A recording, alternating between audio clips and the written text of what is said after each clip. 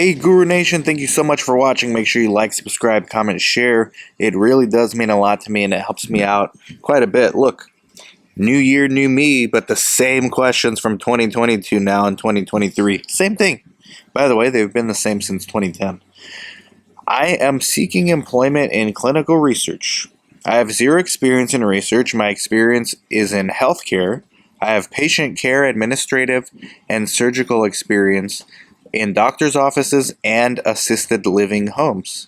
I am hopeful that I could transfer my skills to find the entry-level position if given the opportunity. Here's the thing.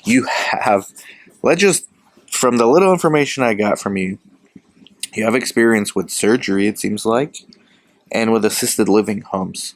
Two things immediately came to mind. Surgery site near you. There are study sites that focus on surgery, and Alzheimer's sites near you because of the assisted living aspect. That's a huge component. So focusing on your transferable skills is important, but to make it practical, to make it something that actually can give you the highest probability of positive outcomes for your career, you need to find where the leap from what you have done and are able to do to what a company needs you to do is not that far of a leap, so that in their heads they can say, okay, it makes sense.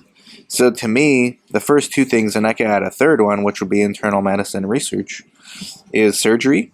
Map out all the surgery centers in your area that do research. You can go on clinicaltrials.gov and find them. You can just go on Google and find them. You can go on LinkedIn and find them. All you got to do is search surgery, clinical research, and your city.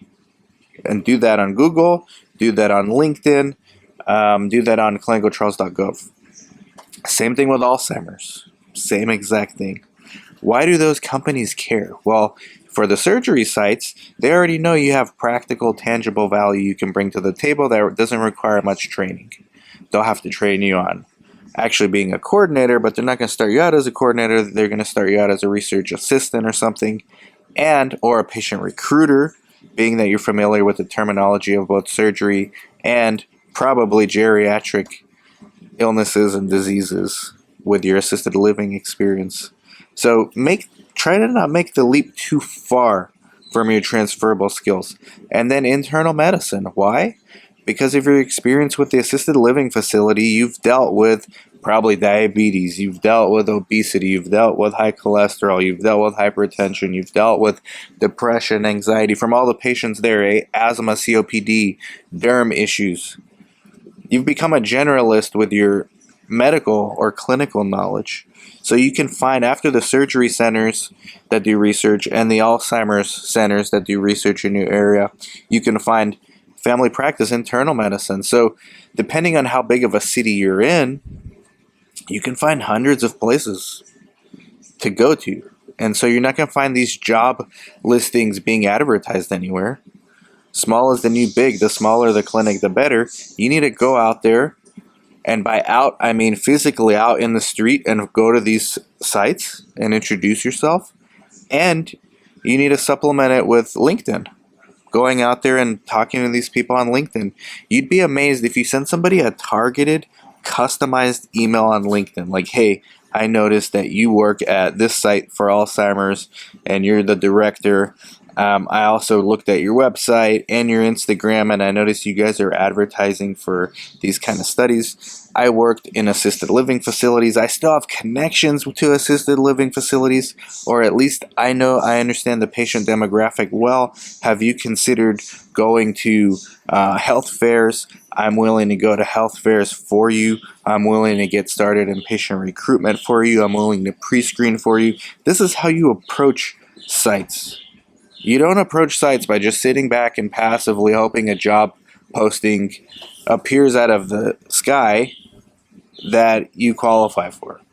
You go out and you make the opportunity for yourself. And this is why I suggest the leap from your transferable skills to the existing needs of the company is not too far, because in their head, any hiring manager, site director is thinking, okay, am I going to take a chance on this person? I mean, she does have a bachelor's degree. She has a bachelor's of science, and she has this background, it's not that far of a stretch because we do Alzheimer's studies, we do surgery studies, we do whatever studies. She has that clinical background. She just needs to learn a little bit about research, which we can train her in-house, or we can sign her up for something like the CRC Academy. So go out and create the opportunities. Don't wait for them to happen. Don't wait for job postings. Be more active. Take control of your future and start right now. Thanks for watching. Good luck. Start applying it ASAP. Bye-bye.